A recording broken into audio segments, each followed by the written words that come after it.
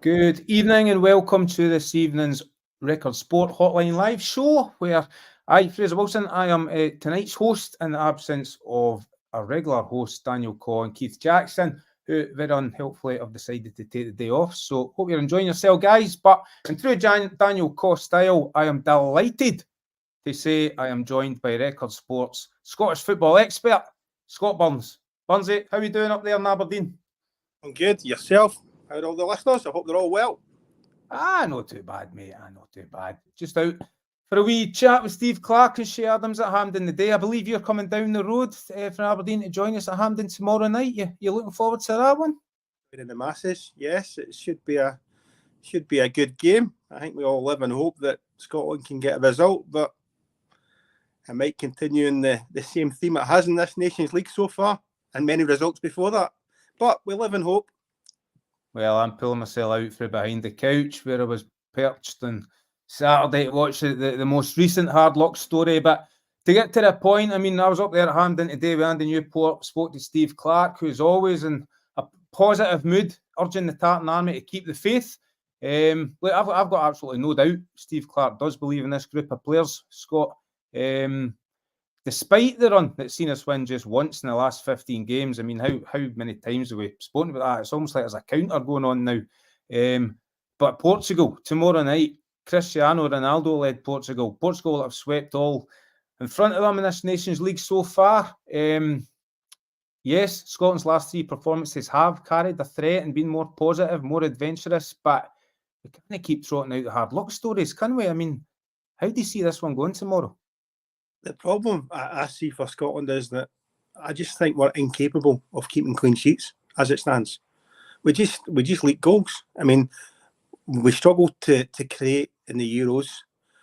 I think Steve Clarke tried to change things. It made us more attacking in recent games, in these games, but we still continue to lose goals and cheap goals at that.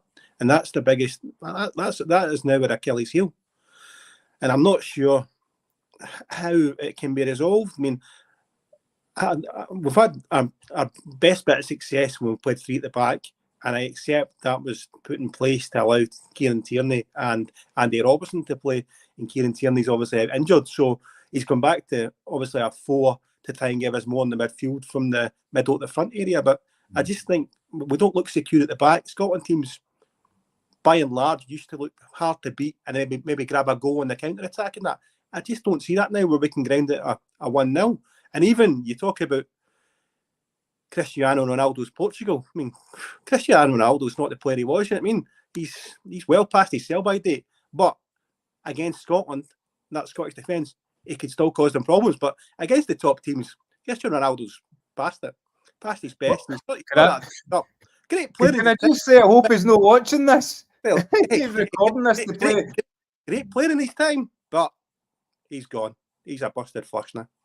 Right. Cristiano Ronaldo, that was it. If you are watching, that was Scott Burns that said that, not me. We'll see you after the game tomorrow. But look, I'm glad he pointed that. I'm glad he touched on the goals against, right? Because, I mean, it's something that's worried me throughout this run. Steve Clarke gets criticised left, right and centre for being too defensive, too cautious a boss. And most of his success for club and country has been hard to beat, being stuffy at the back, not giving goals away. But as you said, one of our biggest issues right now is the goals against column. I mean, we keep saying we've won one of the last 15, and that was against Gibraltar. That was also the only clean sheet we've had in those 15 games. 15 games and 35 goals against. And there's been some right scuddings in there. It's just remarkable that you compare that to the 5-game winning streak that we made to the start of the Euro qualifying campaign just over a year ago, where we only conceded one goal away to Norway, and that was a penalty. So, I don't know. Angus Gunn was looking almost unbeatable at that point. He's not quite been at the heights recently, and obviously Craig Gordon's in off the back of Angus Gunn's injury. I mean, what's going wrong here? Is it selection of players? Is it the back four? But because remember 2 years ago we had the problem. We took a heavy defeat in Ireland. That came off the back of the really disappointing playoff defeat to Ukraine, and Clarke went back to a 4 then at the back. He reverted for a 3 at the back to 4 at the back, and we went on. We beat Ireland at home, and we got a really good 0-0 draw with Ukraine away and stuffed Ukraine 3-0 at Hampden. So it worked then. doesn't seem to be quite so tight at the back this time. I mean, can you put your finger on where the problem lies? I mean, I think you can look at it. I mean, everything's fallen apart since we qualified for the Euros. Since then, That's a big mistake. But in all seriousness, I think a lot of it is down to injury. If he could get his top team out, that would make a big difference. I mean, if you're talking about probably Aaron Hickey at right back, he's not playing. Kieran Tierney at left centre half would play. You know what I mean?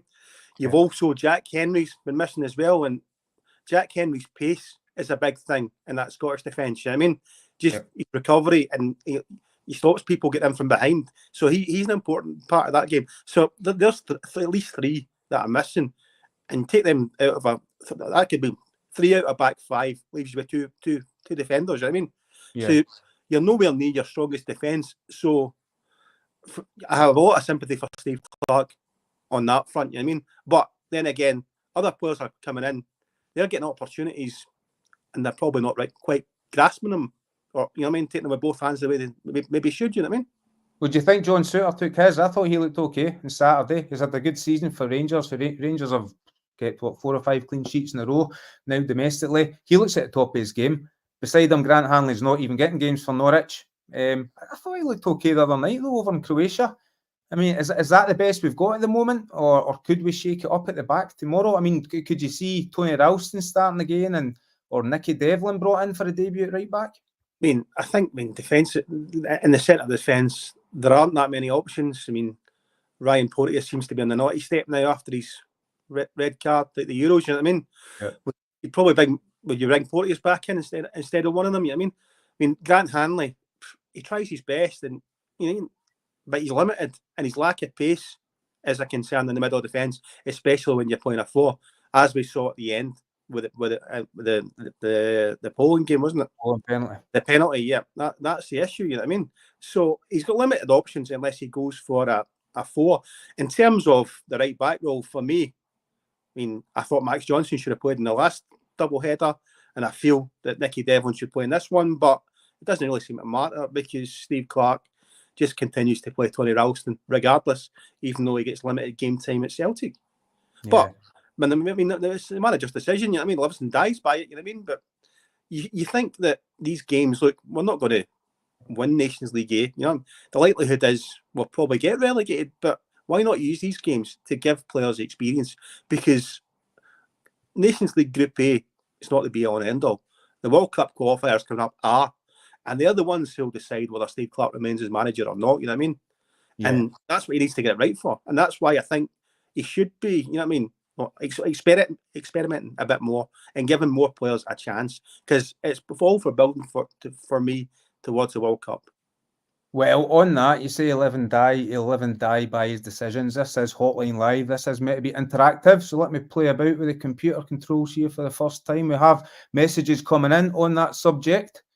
Bill Lockerbie from Northampton for Lockerbie, no, Bill Lockerbie from Northampton says Steve Clarke could give Scotland the perfect boost by packing his bags and doing one, allowing the best squad since the 1970s to unleash their undoubted potential. He's from Northampton, did you say? He is from Northampton, sorry. I thought it said he was from Lockerbie. His surname's Lockerbie. All right, I would suspect that Steve Clarke's response to that would be cobblers. Very sharp on the ball there. This has not been pre-rehearsed, folks, promise you. Paddy Gowans along similar lines. Clarke and his team have told the Tartan Army their victory is coming, but so is Santa Claus. All right, Paddy, boom, boom. A bit of support here, though. Eddie Eason Ballingary, he's a regular on the hotline. Steve Clarke has taken us to 2 major finals. This campaign has been beset with injuries, can't argue with that.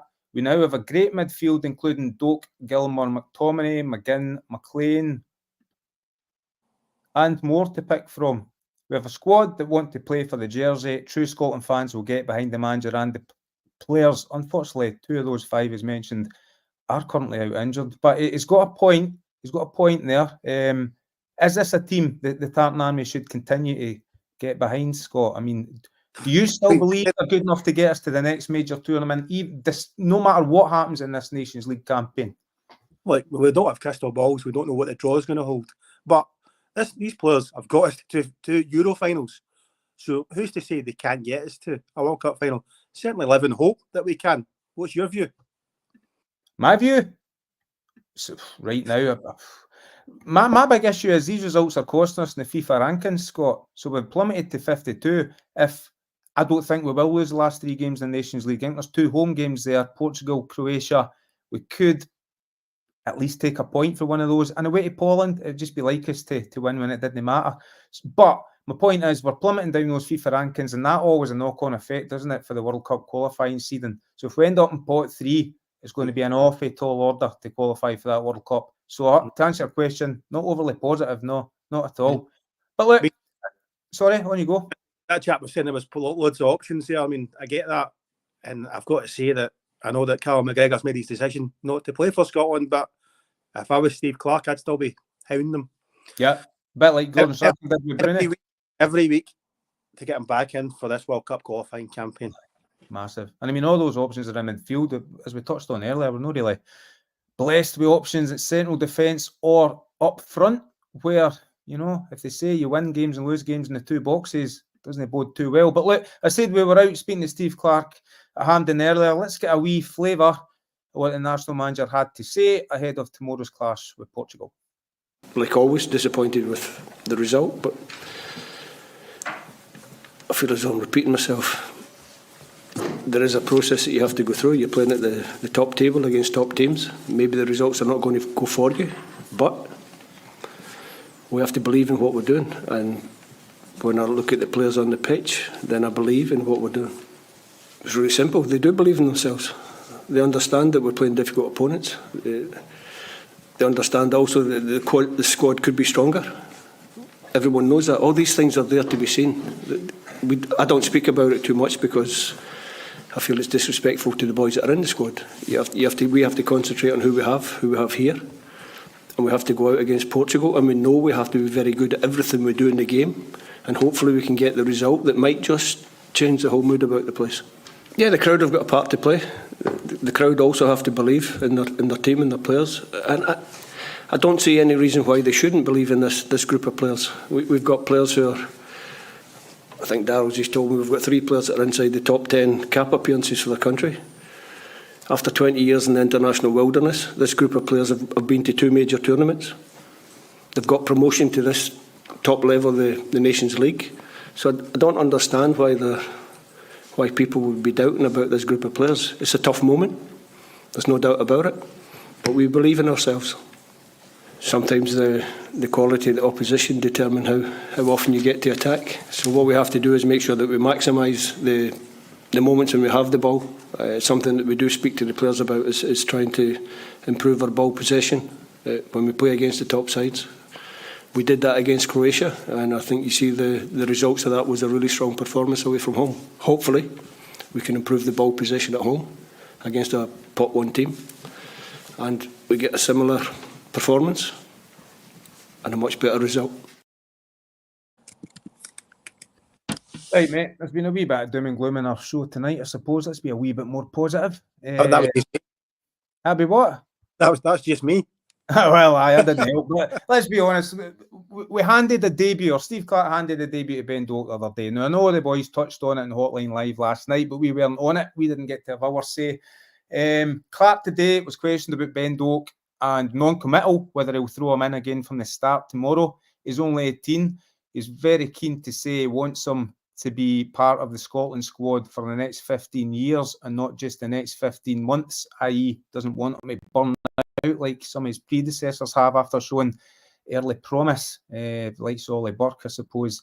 So we have to be careful with Ben Doak. But did you see enough in his performance against Croatia that he deserves to keep his place? And 2, how should we manage Ben Doak's minutes for Scotland? Should we play him at every opportunity, or does he need sort of bled into the team slowly? Well, that's obviously an answer that only Steve Clarke can give. Does he see him as a long-term, solution, as a key player? Can he turn into a sort of like Scott McTominay type, where he's one of the first names in the team sheet? For me just now, he's quite a bit away from that. I'm not one that's been caught up in all this, Razzmatazz, he's the next big thing. He's an exciting talent, but and he's got pace that can hurt teams. But against Croatia, I thought he got in so many positions, and his final ball was poor. Well, good positions. Totally agree with that. I think there was 3 times my head on my hands. And I know that he got involved with the goal, but the cross for the goal was hooked away. I mean, it wasn't a great cross either. So I still think there's no doubt he's got the skill, he's got the pace to be an exceptional talent. There's still a lot of work to be done, and I think it would be very harsh on us as a nation to pin our hopes on Ben Doak as it stands. You know what I mean? To be a sort of like James McFadden figure of the future. I just think it's too early. I think we should let him play his club football and then give him games, give him game time wherever we can. But I don't see him being as a first pick as it stands. I would keep him in the squad, though. I mean, I think he's a very good impact sub right at this stage. He's so young. We can't forget that. So young. Unlike you, I'm really excited by him. I remember seeing him way back for the under-16s. I think I've mentioned it in this show before, so in the danger of repeating myself. But under-16s, when he was only 15, and him and Lennon Miller were playing in the elite European Championship qualifiers against Germany, and I think it was the Czech Republic, and it was unbelievable. So even smaller then, but it's that turn of pace you mentioned, and his ball control, and just how direct he is. So, especially at Hampden, I think he can cause teams real problems and maybe help pin teams back a wee bit or get us up the pitch. But like you, I'm getting totally carried away with his performance the other day. It was, as you say, his final ball 2 or 3 times left me a wee bit disappointed. But no, plenty there to be excited. On the other hand, though, is it time maybe tomorrow night to see a Ryan Gold or a Lewis Morgan for the start? I thought it would be good to see one of both these players, you know what I mean? Because they've both done well in the MLS.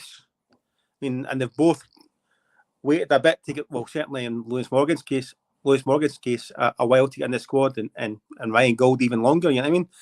So, but the problem is that it's in the middle of that part where Ryan Gold plays, and, you know, we seem to have a settled 3 in there. And then when John McGinn comes back in as well, it's going to be difficult. But tomorrow night would be the sort of ideal, platform for him to go and be given a chance to show what he can do. And then Morgan as well. But Morgan he's come back into the Scotland squad, but a lot of the time he's played wide on that left, where he played at Celtic and St Mirren. But I know in recent times he's been playing as a central striker for Red Bull in the MLS. So, I mean, unless you actually give him, he's probably wanting a chance as a central striker, and I'm not sure he'll get that. All right, Scott, we'll be moving on soon to a couple of issues that are fast developing in the SPFL. Before we do, though, a couple more comments from our listeners. Chris Lowe, Joker, Anthony Ralston was woeful at the Euros and not playing first-team football, and apart from feigning head injuries at every aerial challenge he goes for to get the game stopped, brings nothing to the team. How does he continue to get a game for Scotland under Clarke? It's almost like Robert McEwen maybe read that one coming up. Robert McEwen, Mount Vernon, only in this country do you get clowns going on about Celtic players or Euro performances. Scotland are the biggest underachievers ever. We know that, but get behind the team or don't watch them. Look, Scott, I'm going to give you a wee break for 5 or 6 minutes because we were out at Hampden, as I said earlier. Andy Newport was with me, and we caught up with Andy to get his thoughts on what he heard from Steve Clarke and Shea Adams. So let's go and see what Andy had to say. Andy, we're here at Hampden. Having just heard from Steve Clarke and Shea Adams ahead of tomorrow's massive game with Portugal and Cristiano Ronaldo and co. Doesn't get any easier, does it? But Steve was full of belief, said, as always, full of optimism. Do you go along with that? What do you make from what he had to say today? Well, he's kind of bullish, isn't he? I think he's got to be, because he's fighting for his own job, I suppose. But listen, I think we were on Hotline Live yesterday with Keith and Scott, had obviously been over the game in Zagreb, and I think we all agreed that there's plenty about this Scotland team to be encouraged about. Yeah, okay, results have been bad, and they've been bad for a while, but I think you've got to take in the mitigations into account. 10 guys out, if you throw Carl McGregor being retired, that's 11 sort of squad regulars that are missing. But all the while, the performances have been fairly good, especially if you're looking at these last 3 games in the Nations League. Yeah, I mean, it's been heartbreaking, some of the ways that we've lost games or not been able to get a result. You think about the late goals against Poland, against Portugal, then obviously the late Varchek going against us in the Saturday's match. So yeah, I can understand why punters are frustrated, but I think generally looking at the way the performances have been, we're heading in the right direction. So for me, I think the SFA are entirely right to stick by the manager for now. And yeah, again, eventually, a decision has to come one way or the other. But I think if performances continue as they are, to grow and to improve, then I think that they're entirely right to stick by their manager. He used the word belief 3 times in there in the space of 14-15 minutes. What do Scotland need to give the fans? I mean, it's another sold out Hampden tomorrow night. Does Scotland need to give them a result now? I mean, there's no doubt performances have been better. We've been so close to getting a point here or there, but we're hanging on. Folks said we've not had a lot of luck over in Portugal. We rode our luck to get to the 8th minute 1-1, didn't we? Is it time? We've got 2 home games now in the final 3 Nations League games. Is it fair to say we need to deliver a victory in at least one of the last 3? Listen, I mean, even when things are going well for Scotland, I don't think we've got any right to be beating a Portugal team packed with superstars. I've got a guy who's widely regarded as the greatest goal scorer of all time, so to sit here and say we should be beating him, and by right Steve Clarke needs a result to keep his job, I think that's slightly harsh on Steve Clarke. I think what he has to do though is get his team to put on a performance that again shows you more encouragement, gets close to a result. I think if we take a step back and we see one of the hidings that we got earlier on this year to England, to Holland, to France, to Germany in the Euros, then I think people might be able to go then at that point, listen, we're going back ways again. But I think if they put on another show that's reminiscent of the Poland game, or even the Lisbon performance, or certainly the one in Zagreb, then I think you can say, listen, bit by bit, and maybe it's not enough for some people, but bit by bit we're heading in the right direction. Then you throw in another 90 minutes or a decent chunk of performance for Ben Doak. You've got John Souttar back playing some of his best football. You've got Andy Robertson playing well, and you've got guys to come back in, a Hickey, a McGinn, a Patterson. Who else is out injured? Lewis Ferguson. There's so many of them.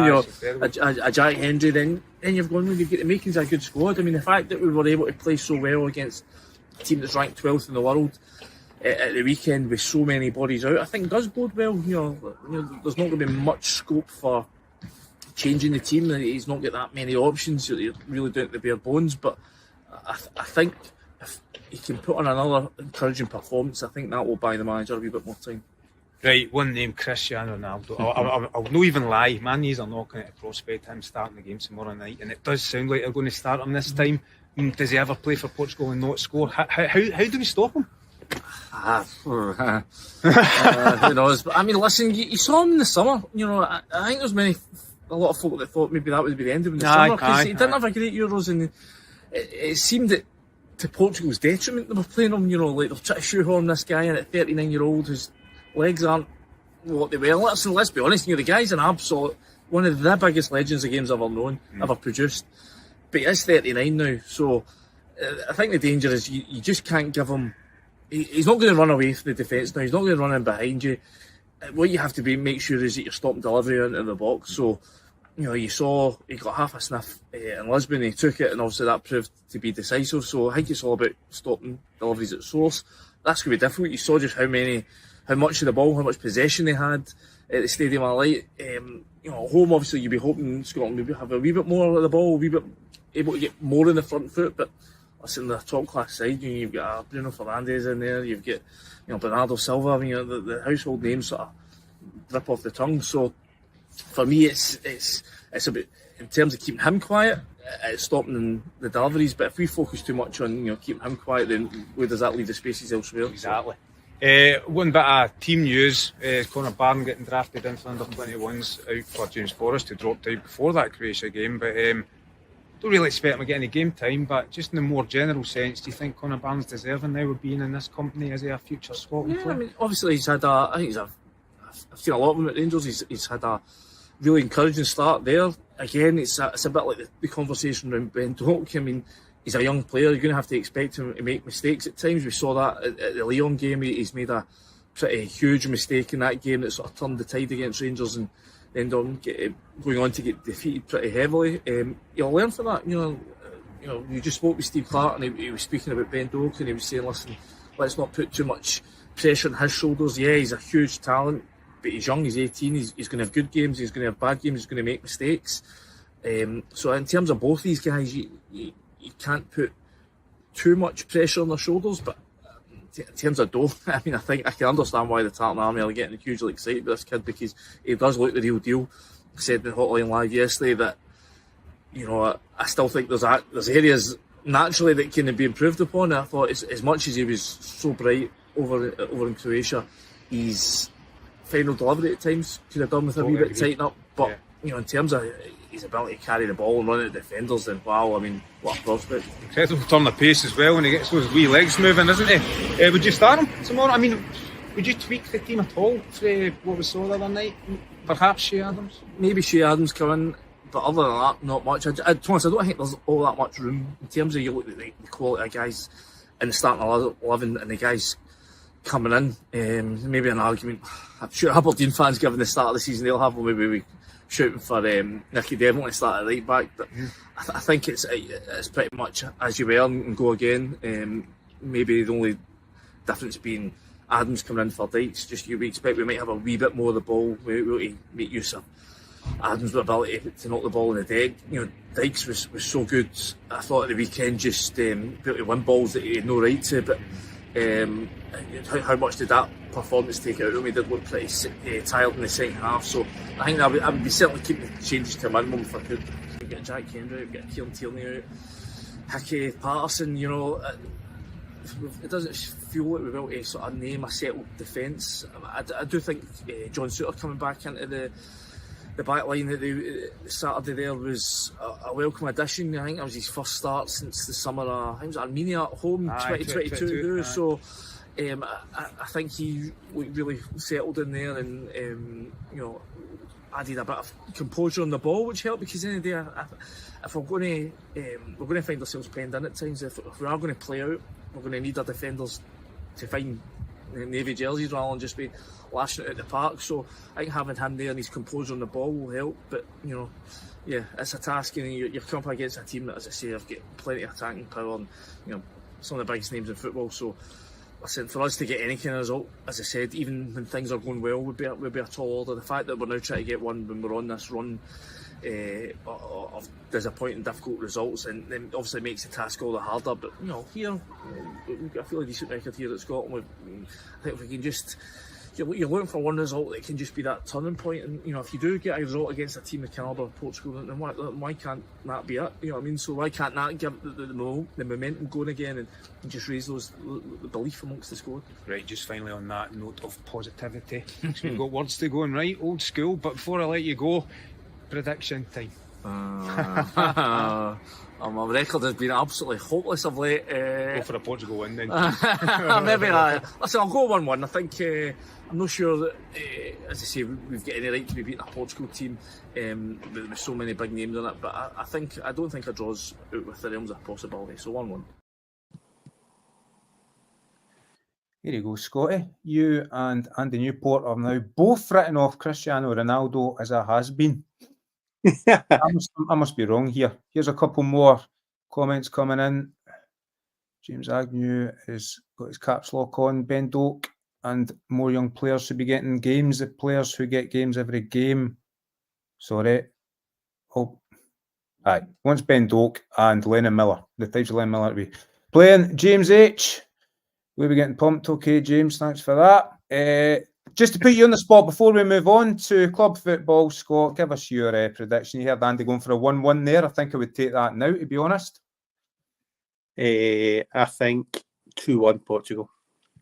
Okay, that sounds far too sensible and realistic. Right, promised we'd move on to some SPFL news. So the biggest news right now, no doubt, is at Tynecastle, and finally the 3-week hunt for a new boss to Stephen Naismith's successor looks to be drawn to a close. It's nothing confirmed, or certainly no unveilings yet, but looks like Neil Critchley, ex-QPR, ex-Blackpool manager, Scott, I know you've been on the trail, looks like he could be unveiled in the next 24 hours, all going well. You surprised? I mean, what can you tell us about latest developments there? I'm told, he was due up in Edinburgh today for talks. I'm told that basically a contract was all but done last night. He didn't take training today. Liam Fox took training today. But I'm expecting an announcement either tonight or tomorrow. At the latest, I would suspect that was what I was told earlier on. What can we expect from Neil Critchley? Well, I have to say that it's had a bit of a lukewarm reaction from the Hearts fans. Probably not even warm, just look. It has been pretty underwhelming. When you look at the social media, I mean, I know doesn't count for all the Hearts fans, but everything seems to be very downbeat and against the appointment from the start. And that seemed to be the case when it went down to the final two candidates of Matthias Hogma and Neil Critchley. Then, obviously the decision was to go for Hogmo. They couldn't get the deal done, but there was a lot of negativity around Neil Critchley's name. But then, the information I was told on Friday night was that negativity might rule Critchley out of it, but now it looks like they're about to press that button again. It's Neil Critchley he's got to hit the ground running, and he's got to win games. That's basically the only way. If not, he's going to be up against. He goes in behind the 8 ball before you start, and he's got to win games. It's going to be a difficult one for him.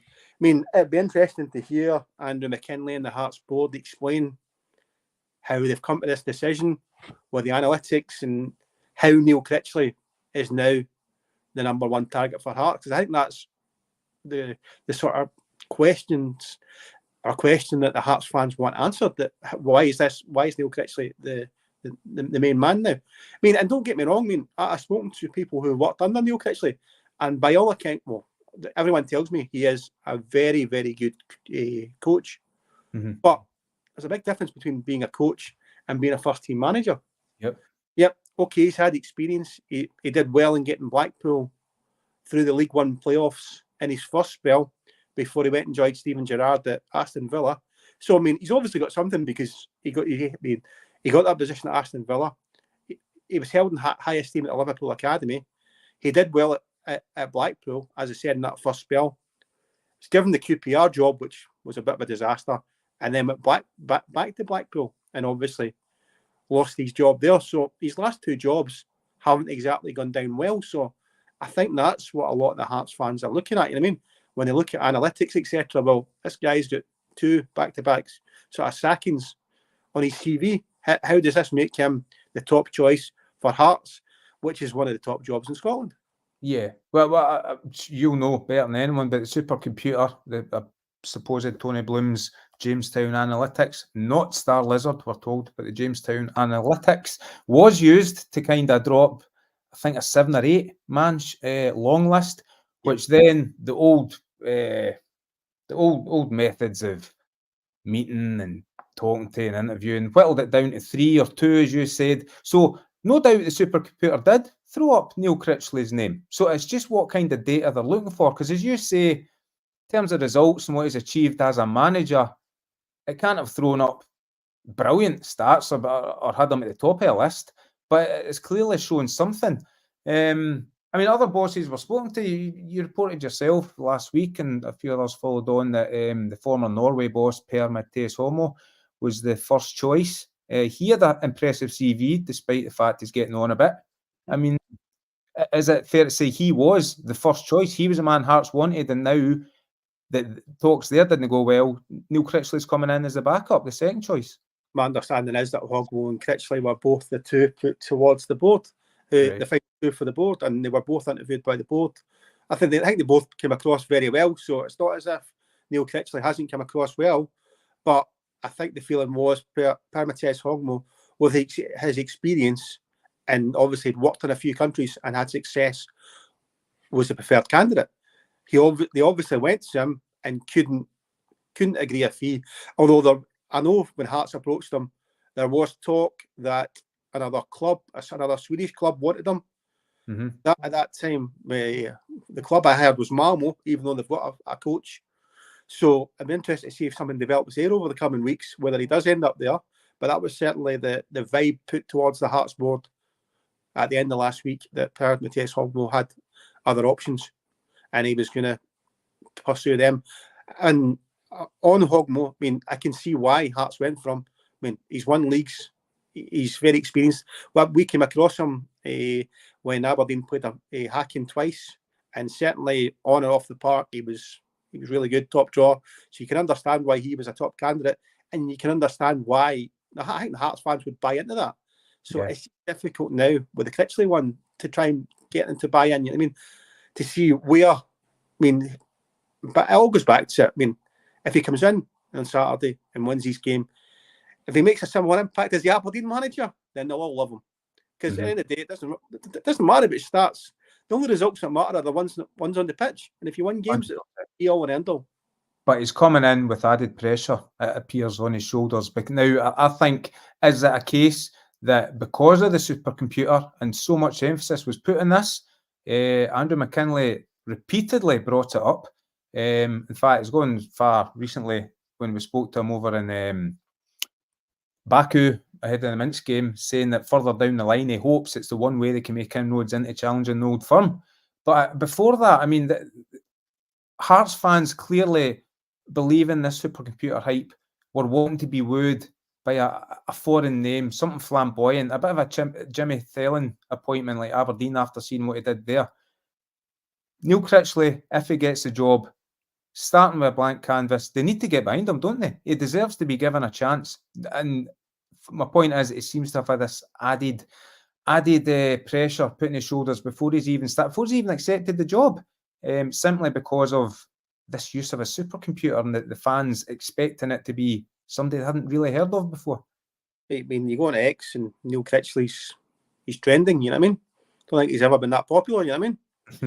But I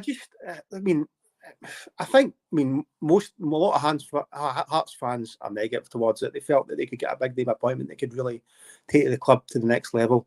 They don't feel in this appointment as it stands, it's going to be that way. But I think the majority of Hearts fans are Hearts fans and have said that if he's the manager, they'll get behind him and give him the support. But they are a difficult fan base to turn around. You know what I mean?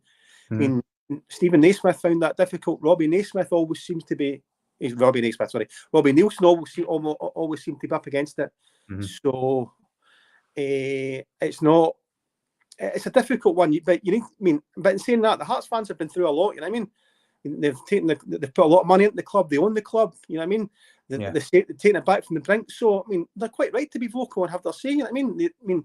And as you say, as I've said, the fans own the club and then should have a right into what's happening in the club and who's running it, and that includes the manager. My information is that there will not be an announcement on the Neil Critchley tonight, so it's more likely to be tomorrow. Is that breaking news? It's just dropped in your phone now. It's flashed across my screen. Hey, live and exclusive. Right, let's finish off, mate. Let's wrap up by. I know it is an international break, but we're still only days away from a return of the Premiership, and what a game to come back to. Top of the table, the only two teams in the SPFL that still have 100% records, and how refreshing that it's not an Old Firm game, when we're talking in those that sort of length. Celtic against Aberdeen. I mean, you're up there. You're based in Aberdeen. You get to you. I'm no doubt you're sensing the hype, the excitement, the buy-in for the fans to this Jimmy Thelen Red Revolution. Is it true, or is it another false dawn breaking, Scott? False dawn. Oof. Well, that's been a pun that's been well and truly overused in the years. Used and used. Yes. But no, I mean, as it stands, I mean, well, let's go back to stats. Stick them in the computer. 13 wins out of 13. You know what I mean? You're like Jimmy Thelen should be top of that computer list. If we're going for stats, then he should be top of the list for Barcelona, Real Madrid, and Man City. But no, I mean, what I was going to say, the turnaround has been sensational, right? But I mean, he's made a great start. He's won 13 games, but it goes back before then to the end of last season. And Peter Leven actually had the team in very good shape. You know what I mean? Yeah. I mean, they won all the games in the split. They only won every game, didn't lose a game in 90 minutes. The only game they lost at the end under Peter Leven was the Scottish Cup semi-final on penalties to Celtic. You know what I mean? So there was a confidence within the squad when the new manager came in. So he certainly inherited good foundations and a good base. He's brought in a few signings who have come in, and the majority of them have hit the ground running, have quality, and are and have improved the squad. The one thing about this Aberdeen team is they've got attacking options. They've got a lot of pace going forward. You know what I mean? So they can hurt teams. There's no doubt that they've certainly got a real momentum. So if they're ever going to win at Celtic Park, then you would have to say Saturday would give it a right chance, because everything's they're getting. I mean, even when games they're not playing that well, they're still finding a way to win, and that's a habit. You know what I mean? Yeah, absolutely. When you're in that sort of groove, then it's hard to stop. You know what I mean? Celtic, of course, a quality side, and their strength's going forward as well. So, I think it's got the makings of a really exciting game. What do you think? Well, before I come to what I think, and certainly I think Hugh McCurdy here is claiming to be an Aberdeen fan. The truth is we've done well with the help of an angel on our shoulder in some games, but if we can come away with something other than a sound beating, then what a boost. Well, I watched the Hearts game, and I do think Hearts missed an opportunity to get a good result up at Pittodrie there when they were leading 2-1. And I believe, and I only saw the highlights of the game before that against Dundee, and I think Tony Docherty claimed that Jimmy Thelen admitted himself that the best team lost that day. So maybe there's signs that they're winning when they're not at their best, but it's going to take something Herculean to go and stop this Celtic team at Celtic Park at the moment, isn't it? I mean, they're just domestically, they look untouchable at the moment. But Aberdeen have got a huge October. Folk keep saying how they've not played anyone yet, which is very unfair. They're winning all the games that used to hold them back. You know, the likes of Motherwell at home, the likes of going to Dens Park, they would have drawn or lost these games in seasons gone by. But now's a big test. Celtic Park this weekend, Celtic again, the League Cup at the end of the month. Rangers thrown in there, Dundee United. Massive. I mean, this is a crucial month for them, isn't it? At the end of this month, we'll have a far better gauge of just how strong this Aberdeen squad is. Yeah, you probably will have, but in fairness, I do think this Aberdeen squad will win a lot more games than they lose. I don't think they'll lose too many. I just think they've got too many attacking options up front to hurt teams in this league, and I don't see them slipping up in too many games. You know what I mean? And certainly, as you said before, the Aberdeen public are buying into this. You know what I mean? They sold out for the Hearts game. I think in front of Celtic crowd, Celtic and Rangers, I think in current form would find it very difficult to go to Pittodrie and win there. You know what I mean? I think there really is something building there. And regardless of what happens over this next month, you know what I mean? Aberdeen will still be up there challenging at the top end of the table come the end of the season. And if they're still in a position of power there in January, they'll spend money. And I think one of the guys said earlier in the week about Aberdeen's record signing being Paul Bernard. I know for a fact there that there's money there, and the club, if it's the right player and the manager feels he'll improve the squad, then they're quite willing to break that club record. Smash that. There you go. There's a positive to finish on for all the dandies tuning in, eh? Yep. I mean, let's be honest. It'd be absolutely brilliant if there was at least one other challenger this season. If somebody got themselves in amongst the old firm, right going into May. There's been a couple, as I said, false stones in years gone by. Hearts falling away late on, Aberdeen falling away when they had the right good chance 9 seasons ago. So let's hope that come April, May time, Aberdeen are still right up there. Tough one this weekend. If it had been at Pittodrie, I'd have fancied them a bit better, but I just think Celtic will be too strong at Celtic Park. But I'm covering that one, so one I'm looking forward to. Scott, I think it's time. I think folk have heard enough of us tonight. I think it's time we logged off. But I'll see you at Hampden Park tomorrow night. Okay, all the best. Look forward to it. Let's hope Cristiano Ronaldo, as I said, wasn't hanging on to your words there. We'll find out tomorrow night, I'm sure. Should be waiting for me in the mix zone. Aye, I'm there to film it. Everyone, thank you very much, everyone, for joining us tonight on Record Sports Hotline Live. We'll be back at the same time tomorrow. Until then, good night. Thank you.